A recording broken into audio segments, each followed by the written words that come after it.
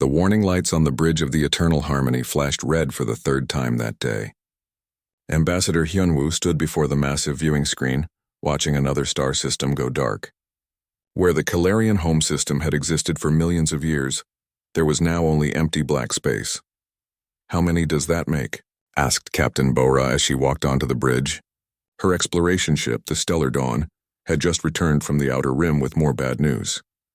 17 systems in the past month, Hyunwoo replied, his voice heavy with worry. All of them completely gone. No debris, no radiation, nothing. It's like they never existed at all. Bora had seen it happen once with her own eyes. She still had nightmares about watching an entire civilization disappear in minutes. The Alterian homeworld had been there one moment, bustling with billions of lives and thousands of years of history. Then the black ships came. The enemy vessels looked wrong somehow. They seemed to absorb light instead of reflecting it. When they moved, space itself seemed to bend and twist around them. Bora's sensors couldn't get a clear reading on them.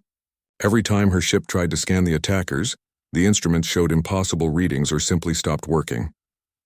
The Alterians sent one last message before they vanished, Bora said. They called them the Devourers. Said their weapons don't destroy things. They make them stop existing. Elder Taman entered the bridge, his crystal body glowing dim with sadness. His people, the Vorthak, were one of the oldest races in the galaxy. They had survived cosmic storms, galaxy-wide wars, and the death of stars. But even they were afraid now. "The council is meeting in 1 hour," Taman said. "Every remaining civilization will be there. We need to find a solution, or we'll all share the same fate as the others." The emergency session took place in the council's great chamber, a massive room that could hold representatives from 1,000 different worlds. But today many of those seats were empty. The beings who should have been sitting there had been consumed by the darkness spreading across the galaxy. Hyunwoo took his place at the human delegation's small table. Humans were still new to galactic politics. They had only been traveling between stars for about 200 years, which was nothing compared to civilizations that were millions of years old. Most species still saw humans as children, playing with toys they didn't understand. "We've tried everything," announced Admiral Kekstar of the Hegemony Fleet. His forearms gestured at the holographic display showing their military losses. "Our most powerful plasma cannons pass right through their ships. Our strongest shields collapse the moment they touch us. Even our fastest ships can't escape once they target a system. They're not using technology we understand," added Dr. Velthan, the galaxy's leading expert on advanced physics. "Our scientists believe they come from a place where the basic laws of reality work differently. That's why nothing we do affects them." Elder Taman stood up slowly. His ancient voice carried across the chamber. "In all my thousands of years, I have never seen anything like this. These devourers don't just destroy, they erase. They remove things from existence itself. Our weapons, our defenses, even our escape routes mean nothing to them." "What about evacuation?" suggested someone from the back of the room. "We could move our populations to the far rim away from their advance path." "Impossible," replied Admiral Kekstar. "They're not following any logical pattern. They appear everywhere at once. Systems on opposite sides of the galaxy have been hit simultaneously. There's nowhere to run." The chamber fell silent. Representatives from hundreds of worlds sat in their seats, fear clear on their alien faces. These were civilizations that had conquered death, traveled through time, and built artificial stars. But now they faced something that made all their achievements meaningless. "Perhaps," said a small voice from the corner, "we should look for help from unexpected places." All eyes turned to junior analyst Rika, a young member of the Council's research division. She was operating a small terminal, searching through the galaxy's military database. "I've been analyzing the combat records of every known civilization," she continued nervously, "looking for any species that uses unconventional warfare or has unusual military capabilities." "And?" prompted Elder Tamin. "There's one result that keeps appearing," Rika said. "A species that has never actually lost a war when they were truly threatened. Their ships are primitive by our standards, and their technology seems crude. But their military history is unusual." She activated the main display, showing a small blue world orbiting a yellow star. "Earth?" Admiral Kekstar laughed. "Those barbarians? They've barely left their own solar system. Their ships are chunks of metal held together with chemical rockets." "That's what makes them interesting," Rika replied.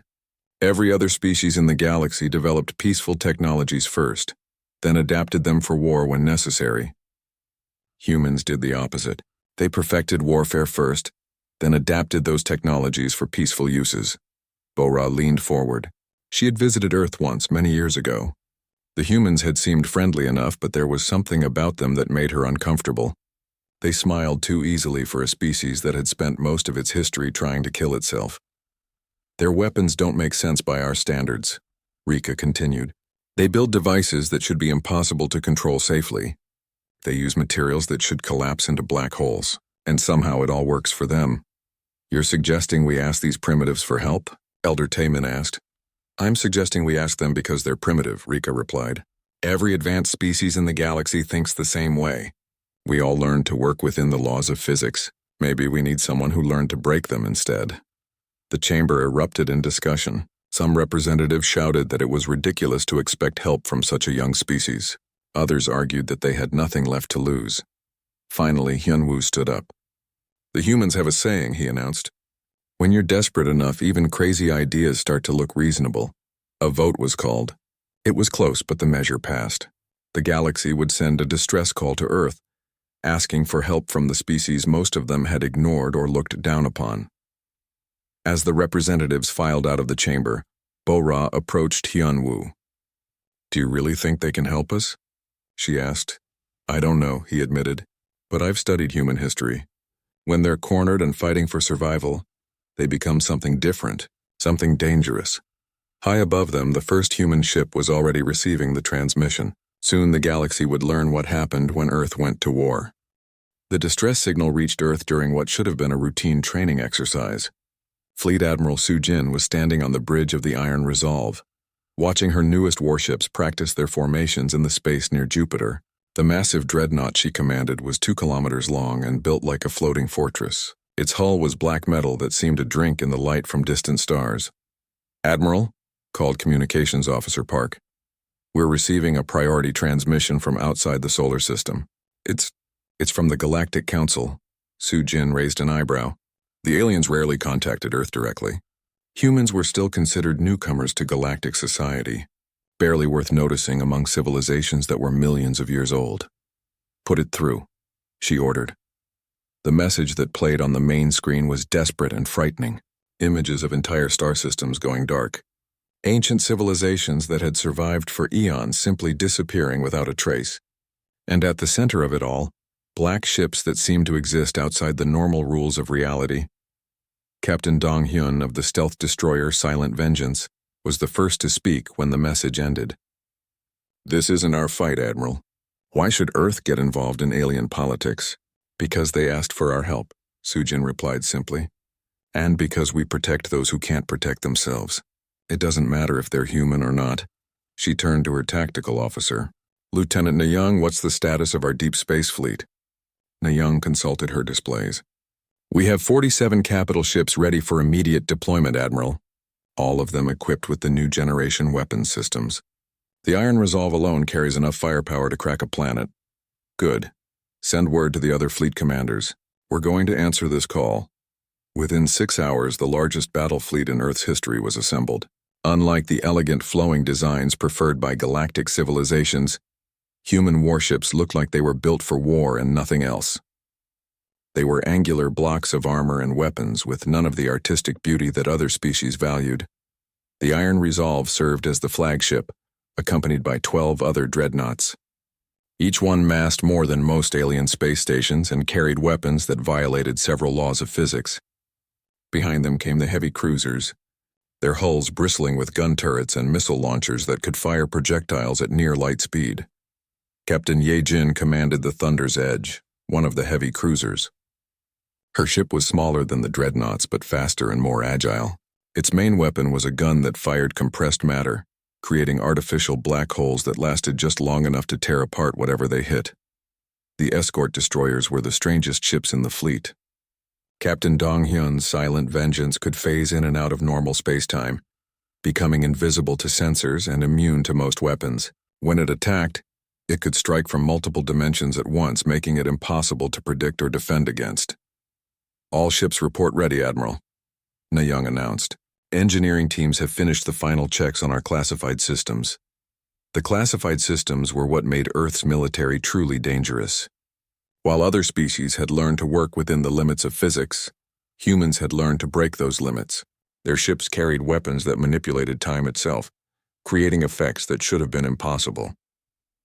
The singularity torpedoes were the simplest of these weapons. When they hit a target, they created a tiny black hole that consumed everything around it before evaporating. The causality bombs were more complex. They exploded before they were fired, hitting their targets in the past and erasing them from history. But the most terrifying weapons were the ones that attacked the fundamental forces holding matter together. A single entropy mine could age a million-year-old starship to dust in seconds. The reality anchors could prevent enemy ships from existing in more than one dimension at a time, trapping beings that lived partially outside normal space. Admiral, Captain Minho of the battlecruiser Relentless Fury reported over the communication system, "My weapons teams are asking about rules of engagement. How much of our real capability should we reveal?" It was a good question. Earth's military kept most of its advanced technology secret, even from their own allies. The weapons they were carrying could reshape the fundamental nature of reality itself. In the wrong hands, they could destroy the entire galaxy. "Use your judgment," Sujin replied. "Start with conventional weapons. If those don't work, escalate gradually. But remember, we're there to protect, not to conquer." Engineer Nayang was monitoring the final preparations from her station. The human ships used technology that other species found disturbing. Their faster-than-light drives didn't fold space like alien ships did. Instead, they punched holes straight through the fabric of reality, creating temporary tears in space-time that healed themselves after the ship passed through. "All engineering teams report ready," Nayang announced. "Power cores are stable, and all exotic matter containment fields are operating within normal parameters." The exotic matter was another human innovation that made aliens nervous. While other species used fusion or antimatter for power, humans had learned to harness the energy released when reality itself was damaged and repaired. Their ships were essentially powered by controlled violations of the laws of physics. Captain Inho of the escort frigate Rising Storm was reviewing the tactical data on their destination. "Admiral, the Galactic Council has provided coordinates for their rally point. It's near the Nexus system, about 400 light-years from here." "Understood. All ships prepare for jump to hyperspace." The human fleet engaged their faster-than-light drives simultaneously. Instead of the graceful dimensional folding used by other species, the human ships simply tore holes in reality and flew through them. Behind them, they left temporary scars in space-time that would heal in a few hours, but for now made the space around Earth look like it had been attacked with cosmic scissors. As they raced toward the galactic core, Sujin reviewed the files on their enemy. The Devourers seemed to exist partially outside normal space, making them immune to conventional weapons.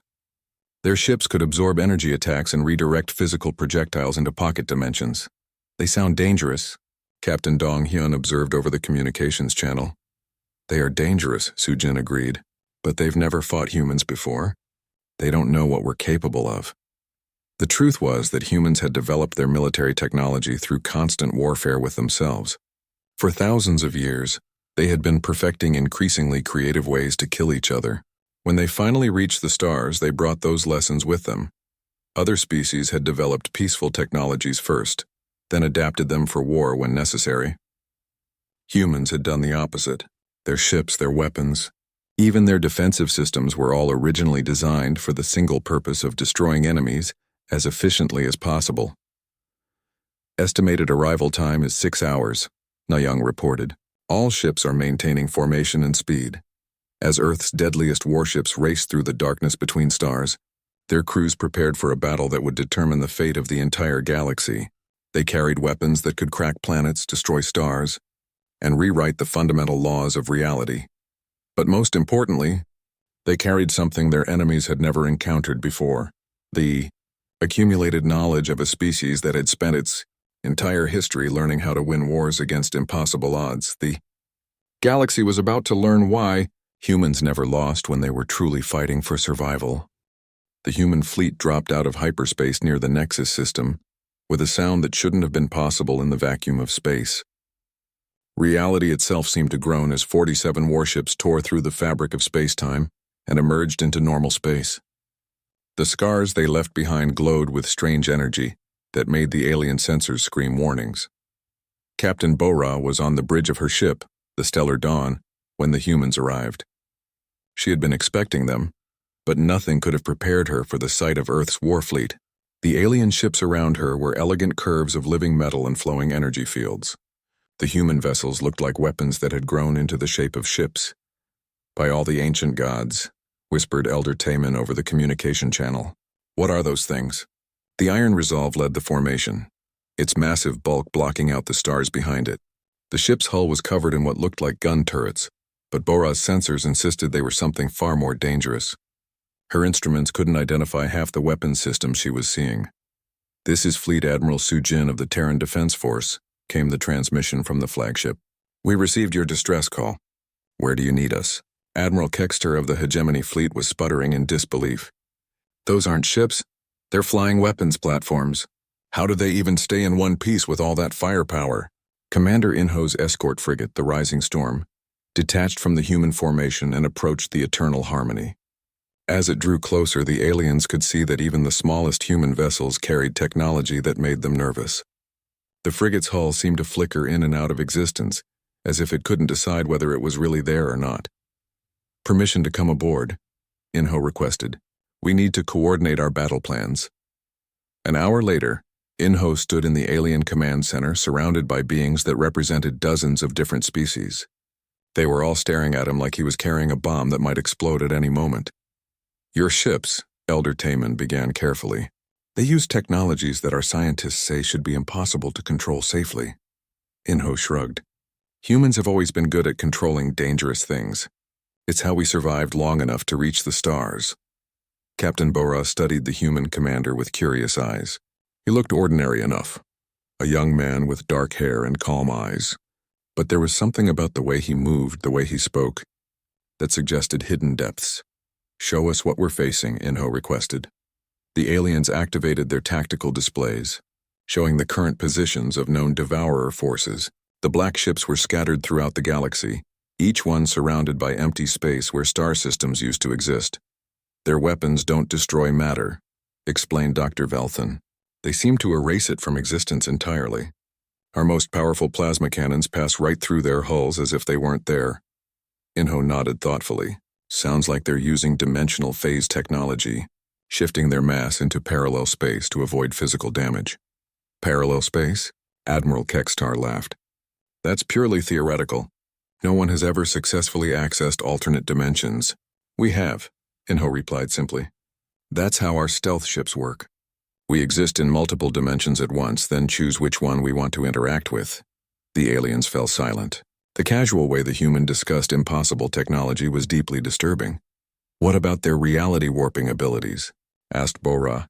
"They can bend space and time around their ships." "Interesting," Inho mused. "But not unique. We've been experimenting with localized gravity manipulation for decades. It's dangerous but useful for defensive purposes." Before anyone could respond, the proximity alarms began screaming. Through the viewing ports, they could see new contacts dropping out of hyperspace near the edge of the system. "Devourer scouts," Admiral Kextar announced grimly. 3 ships moving toward our position." The alien fleet immediately began powering up their weapons. Plasma cannons charged, ion beam arrays came online, and missile batteries prepared to fire. The combined firepower of 12 different civilizations focused on the approaching black ships. "Fire," ordered Admiral Kextar. The space between the two fleets lit up with energy beams, plasma bolts, and guided missiles. The attack was beautiful and terrible, representing the most advanced military technology that galactic civilization could produce. Every shot passed harmlessly through the devourer ships as if they were made of shadows. "Impossible," Dr. Velthan exclaimed. "They're absorbing everything we throw at them." Inho activated his communication link to the human fleet. "Admiral Sujin, we have 3 devourer scouts approaching. The aliens' weapons aren't effective. Request permission to demonstrate our capabilities." "Granted," came the reply. "Use minimal force for now. We don't want to scare our new friends too badly." The Iron Resolve turned slightly, bringing one of its smaller weapon systems to bear on the nearest devourer scout. What looked like a simple gun turret was actually something far more complex, a device that fired bullets made of compressed causality. Firing causality round, announced the human weapons officer. The projectile didn't travel from the gun to the target. Instead, it hit the Devourer ship before it was fired, creating a paradox that reality could only resolve by deciding that the target had never existed in the first place. The alien scout simply vanished. Not destroyed, not disabled. Erased from existence so completely that the sensors couldn't remember it had ever been there. The alien bridge fell silent. Several species had technology advanced enough to understand what they had just witnessed, and the implications were terrifying. How? Elder Taman started to ask. Trade secret, Inho replied with a slight smile. The remaining two Devourer scouts seemed confused by the disappearance of their companion. They began to spread out, trying to get a better view of this new threat. Captain Dong Hyun's stealth destroyer, the Silent Vengeance, chose that moment to decloak. It appeared directly behind one of the scouts, having approached through alternate dimensions where the enemy sensors couldn't detect it. Multiple timeline attack authorized, Dong Hyun announced calmly. The Silent Vengeance fired the same weapon 17 times, but each shot came from a different point in time. The Devourer ship found itself under attack from the past, present, and future simultaneously. Its reality-warping defenses, designed to handle attacks from normal space-time, couldn't cope with being hit by weapons that existed in 17 different temporal states. The second scout ship crumpled like paper and dissolved into quantum foam. The third Devourer vessel tried to retreat, but Captain Ye-jin's heavy cruiser Thunder's Edge was already moving to intercept. Its main gun fired a single shot, a projectile made of compressed space-time that created a localized gravity well strong enough to prevent faster-than-light travel. Trapped in normal space, the final scout found itself facing the full attention of Captain Minho's battlecruiser, Relentless Fury. Minho's ship fired what looked like a simple missile, but when it reached the target, it revealed its true nature. The entropy mine detonated inside the Devourer's hull, rapidly aging the million-year-old alien technology until it crumbled to dust. Within seconds, the proud warship had become a cloud of cosmic debris that was older than some stars. The entire engagement had lasted less than 5 minutes. 3 enemy ships that had been immune to the combined firepower of the galactic fleet had been eliminated by humans using what they considered basic weapons. How is that possible? Admiral Kekstar demanded. Simple, Inho explained. Your weapons try to work within the laws of physics. Ours work by breaking those laws. When you're fighting an enemy that exists outside normal reality, you need weapons that do the same thing. Bora stared at the human commander with new respect and a growing sense of fear. What else can your ships do? That was just a demonstration, Inho replied. We haven't even started using our real weapons yet. Elder Taemin's crystal body dimmed with worry. Perhaps we should discuss the full extent of human military capabilities. Perhaps we should, Inho agreed. But first tell me more about these Devourers. If they've been consuming entire civilizations, they must have a main fleet somewhere. They do, Bora said quietly, and it's heading this way. The main Devourer fleet arrived like a wave of darkness washing across the stars. Their ships were massive beyond comprehension. The smallest vessels were larger than human dreadnoughts, while their flagship was the size of a small moon. Reality itself seemed to bend and twist around them, creating optical illusions that hurt to look at directly. Captain Bora watched from the bridge of the stellar dawn as space began to warp. There are hundreds of them, she whispered into her communication device. Maybe thousands. They're everywhere at once. The largest Devourer ship hung in the center of the formation like a black hole given form. It absorbed light and matter alike, creating a sphere of absolute darkness that the sensors couldn't penetrate. Around it, smaller vessels moved in patterns that defied three-dimensional geometry. All ships prepare for battle, Admiral Kekstar ordered over the fleet communication channel. Fire everything we have. The combined galactic fleet opened fire with every weapon at their disposal. Plasma cannons that could melt asteroids discharged their energy in brilliant streams of superheated matter. Ion beam arrays sent focused lightning across space. Missile batteries launched guided projectiles that could track targets across star systems. The display was magnificent and terrible. The concentrated firepower of 12 different civilizations lit up the space between the two fleets like an artificial sun. Any normal enemy would have been vaporized instantly. The Devourer ships absorbed every attack without effort. The energy beams simply vanished into their hulls. The missiles were redirected into pocket dimensions where they exploded harmlessly. Even the most powerful weapons in the galactic arsenal might as well have been flashlights for all the effect they had. Nothing's working, Elder Taemin reported from his command ship. They're not even slowing down. Fleet Admiral Su Jin observed the battle from the bridge of the Iron Resolve. Her human ships had held back, letting the aliens make the first move. Now it was clear that conventional weapons were useless against this enemy. "All human vessels, this is Admiral Su Jin," she announced. "You are authorized to engage with Level 7 weapons. Show these things what happens when Earth goes to war." Captain Minho of the battlecruiser Relentless Fury was the first to respond. His ship turned toward the nearest cluster of enemy vessels and began charging its main weapon array. Unlike alien weapons that fired energy or matter, human weapons fired concepts themselves. Entropy mind spread. "Ready for deployment," his weapons officer reported. "Fire," Minho ordered. A dozen projectiles launched from the Relentless Fury, each one containing a small sphere of accelerated time. When they reached the Devourer formation, they exploded not with force but with age itself. The ancient alien ships, which had existed for millions of years, suddenly found themselves experiencing thousands of centuries in a few seconds. Even beings that existed partially outside normal time couldn't resist the fundamental force of entropy. 3 Devourer vessels crumbled to dust as their molecular structure aged past the point of stability. Their hulls, their weapons, their crew, everything became cosmic debris older than galaxies. The enemy fleet reacted with confusion and rage. The largest ships began to glow with malevolent energy, reality warping around them as they prepared to unleash their most powerful weapons. Captain Dong Hyun's stealth destroyer, Silent Vengeance, chose that moment to demonstrate why human military doctrine emphasized surprise attacks. His ship had been moving through alternate timelines, approaching the enemy flagship from 17 different points in history simultaneously. Temporal Cascade Torpedo.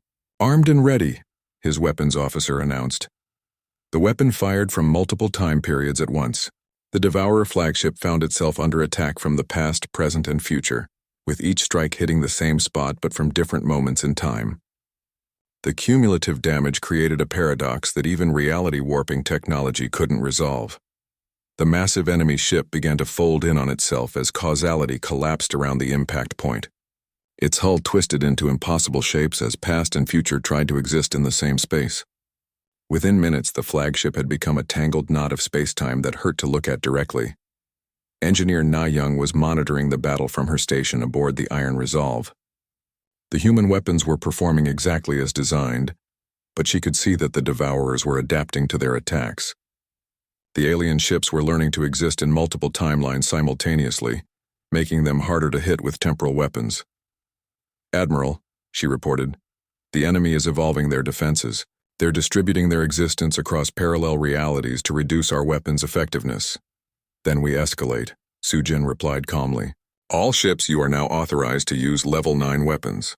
Deploy reality anchors."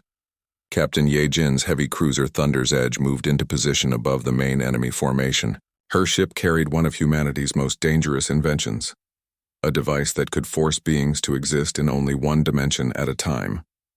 "Reality anchor, charging," her weapons officer reported. "Warning. This will affect spacetime in a radius of 10,000 kilometers. "Do it," Yejin ordered. The reality anchor fired, creating a sphere of enforced normal physics around the Devourer fleet. Suddenly, ships that had been existing in multiple dimensions were forced to choose just one. Beings that lived partially outside space and time found themselves trapped in the three-dimensional universe. The effect on the enemy was immediate and devastating. Devourer ships that had been immune to physical attacks suddenly became solid and vulnerable. Their reality-warping defenses stopped working as they were forced to obey the same laws of physics as everyone else. "Now," Admiral Su Jin commanded, "all ships concentrated fire on the anchored targets." The human fleet opened fire with their conventional weapons for the first time, but even their normal guns were far from ordinary. The Iron Resolve's main battery fired projectiles made of compressed matter, each shell containing the mass of a small asteroid moving at 90% of light speed. Captain Inho's escort frigate Rising Storm demonstrated why human escort vessels were so feared. Despite its small size, it carried weapons that could threaten much larger ships. Its singularity torpedoes created tiny black holes that lasted just long enough to consume whatever they hit, before evaporating in flashes of Hawking radiation. The trapped Devourer ships tried to fight back, but their weapons were designed to work by bending reality. Forced to exist in normal space, they found their arsenal severely limited. Energy beams that should have been unstoppable became simple plasma that human shields could deflect. They're breaking formation, Captain Bora reported from her observation ship. The smaller vessels are trying to escape, but Captain Minho's battlecruiser was ready for that possibility. The relentless Fury launched a spread of causality bombs, weapons that exploded before they were fired, hitting their targets in the past and preventing them from ever trying to flee. One by one, the fleeing Devourer ship simply ceased to exist. They hadn't been destroyed. They had been retroactively prevented from ever entering the battle in the first place. The effect was so complete that even the sensors forgot they had ever been there. The battle raged for 3 hours. Every time the Devourers adapted to one human weapon, the Terran ships would deploy something even more impossible. Guns that fired compressed space-time, missiles that carried miniature universes as warheads, defensive shields that existed in 11 dimensions simultaneously. Finally, only the largest enemy vessels remained. These ancient ships were trying to retreat, but Engineer Nayung had prepared for that possibility. Deploying FTL interdiction field, she announced from her station. Warning, this will make faster-than-light travel impossible in this entire star system. The interdiction field worked by convincing the universe that distance didn't really exist. If there was no space to cross, then traveling faster than light became meaningless. The surviving Devourer ships found themselves trapped in normal space with nowhere to run. Fleet Admiral Su Jin studied the tactical display. A dozen enemy vessels remained, including one massive ship that was almost certainly their command vessel. These were the survivors, the smartest and most dangerous of their kind. All ships, she announced, prepare to deploy the universal reset device.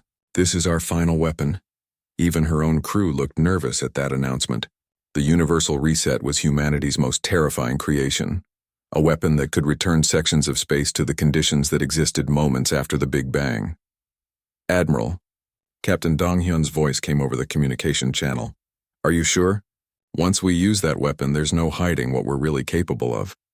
Su Jin looked at the alien observers on her bridge. Elder Taman and Captain Bora were watching with expressions of growing fear and wonder.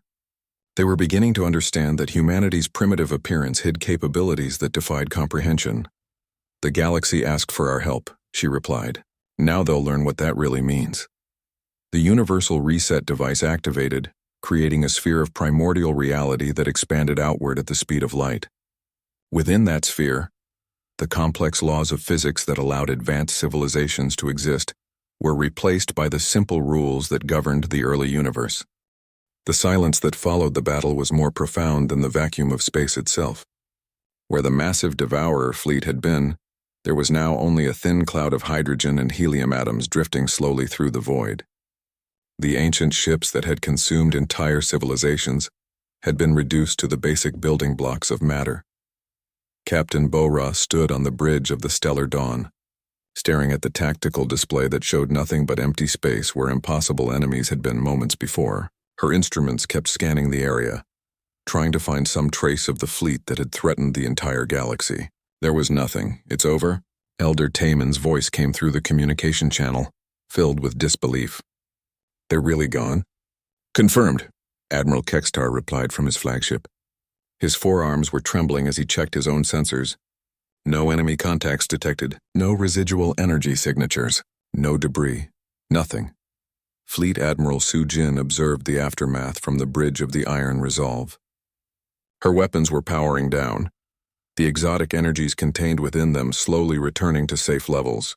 Around her, human crew members were already running post-battle diagnostics, checking their systems with the calm efficiency that came from years of training. Status report, she requested. All human vessels report minimal damage, Engineer Na Young announced. The reality anchor created some stress fractures in our hull plating, but nothing that can't be repaired. Ammunition levels are at 60% of maximum. 60%. They had eliminated a threat that had destroyed dozens of advanced civilizations, while barely using half their ammunition. The implications of that were starting to sink in for the alien observers. Commander Inho's escort frigate was moving through the battle area, conducting a detailed scan for any surviving enemies. The rising storm sensors were far more advanced than anything the galactic civilizations possessed, able to detect threats that existed in multiple dimensions simultaneously. Negative contact, Inho reported. No survivors detected in any accessible reality layer. The enemy has been completely eliminated. Captain Yejin's heavy cruiser Thunder's Edge was already forming up with the rest of the human fleet, preparing to return to their patrol formation. For the humans, this had been a successful military operation. For the aliens, it had been a glimpse into capabilities that redefined their understanding of what was possible. How? Dr. Velthan transmitted from the science vessel. How did you do what our entire civilization couldn't accomplish? Captain Minho of the battle cruiser. Relentless fury answered from his command chair. We learned to fight by fighting ourselves. Every weapon we use today was originally designed to kill other humans. When your species spends 10,000 years perfecting the art of war, you develop some interesting solutions. The statement hung in space like a dark star. The alien representatives were beginning to understand that humanity's violent history wasn't a sign of primitive barbarism, it was the source of their military superiority. Elder Taemin's crystal form dimmed with worry. Your weapons. They violated the fundamental laws of reality itself. How is such technology possible? Physics isn't a law, Captain Donghyun replied from the silent vengeance. It's more like a set of suggestions. When you're desperate enough, you learn to ignore the suggestions and make your own rules. Admiral Sujin activated the fleet-wide communication system. All alien vessels, this is Fleet Admiral Sujin. The immediate threat has been eliminated. However, we need to discuss the long-term security of this galaxy. An hour later, the command staffs of both fleets were gathered aboard the Eternal Harmony for a formal debriefing. The alien representatives sat at one end of the conference table, while the human officers occupied the other end. The contrast between the two groups was striking. The aliens looked shaken and uncertain. These were beings from civilizations that had conquered death, traveled through time, and built artificial stars. But they had just watched a species they considered primitive eliminate a threat that had made their greatest achievements seem meaningless. The humans, by contrast, appeared calm and professional. They had done their job and were now ready to discuss the next steps. To them, this had been a successful military operation, nothing more. We need to understand what we're dealing with, Elder Taemin said carefully. The weapons you deployed today, are they representative of human military capability? These were our basic systems, Engineer Nayoung replied matter-of-factly. We didn't want to escalate beyond what was necessary to complete the mission. Basic systems? Admiral Kekstar's voice rose in pitch. You erased an entire fleet from existence with your basic systems? The Universal Reset device is classified as a Level 9 weapon, Captain Inho explained. We have weapons that go up to Level 15. The aliens exchanged worried glances. If the reality-warping destruction they had witnessed was considered basic, what could humanity do when they were truly trying to win a war? Why? Captain Bora asked suddenly. Why did you help us? Your species barely knows us. We've never been allies. Some of our civilizations have even looked down on humanity as primitive newcomers. Fleet Admiral Sujin considered the question for a moment before answering. Because you asked for help. And because we protect those who can't protect themselves. It doesn't matter if you're human or not, and it doesn't matter if you like us or not. When someone is threatened by something they can't fight, we fight it for them. But at what cost? Dr. Velthan asked. Your weapons are more dangerous than anything we've ever imagined. What's to stop you from using them against us? The question created a tense silence in the room. The alien representatives were clearly thinking the same thing. They had just witnessed proof that humanity could destroy their entire civilization without breaking stride. Nothing, Captain Donghyun said simply. There's nothing to stop us except our own choice not to do it. That's terrifying, Elder Taemin whispered. It should be, Admiral Sujin agreed. But it's also the best guarantee of your safety that we can offer. We choose not to conquer because we don't want to rule. We choose not to destroy because we don't enjoy killing. We fight only when we have to, and we protect those who need protection. She stood up and activated a holographic display showing the current state of the galaxy. But this attack has shown us something important. Your civilizations developed peacefully, focusing on art, science, and philosophy. That's admirable, but it left you defenseless against true evil. The display showed the areas where devourer attacks had occurred. Dozens of star systems, representing billions of lives and millions of years of history, had been erased from existence. From now on, Earth will maintain a permanent defense fleet in this galaxy, Sujin announced. We'll patrol the borders, watch for new threats, and respond to calls for help. Consider it our gift to galactic civilization. And in return, Admiral Kekstar asked suspiciously. Nothing, Captain Yejin replied. We don't want your technology, your territory, or your resources. We just want to make sure this doesn't happen again. The aliens struggled to understand this concept. In their experience, military power always came with demands for tribute, territory, or political control. The idea of a species that would protect others without asking for anything in return was alien to them. There will be conditions, Sujin continued. Our ships will patrol wherever we choose. Our officers will have the authority to respond to threats as they see fit. And if we determine that a species or organization poses a danger to galactic peace, we will deal with that threat ourselves. You're talking about setting up a military dictatorship, Elder Taman protested. No, Sujin corrected. We're talking about being the galaxy's immune system. We'll leave you alone to govern yourselves, pursue your own interests, and develop your own cultures. But if something threatens the peace and safety of civilized beings, we'll be there to stop it. Captain Bora looked around the table at the faces of her colleagues. Fear and gratitude warred in their expressions. They were alive because of human intervention, but they were also now living under the protection of beings whose power they couldn't comprehend. What if we refuse? She asked quietly. Then you refuse, Captain Minho replied with a shrug. We're not going to force our protection on anyone, but we'll still be out there watching and waiting, because that's what we do. The meeting continued for several more hours, working out the details of what would become known as the Terran Defense Accords. Earth would establish patrol bases in key systems throughout the galaxy. Human warships would maintain regular patrols along the galactic rim, and if any new threat emerged, Earth's fleet would be ready to respond. As the alien representatives prepared to return to their ships, Elder Taman approached Admiral Sujin privately. Are we safe from you? He asked bluntly. Sujin looked at the ancient being with steady eyes. As safe as you choose to be.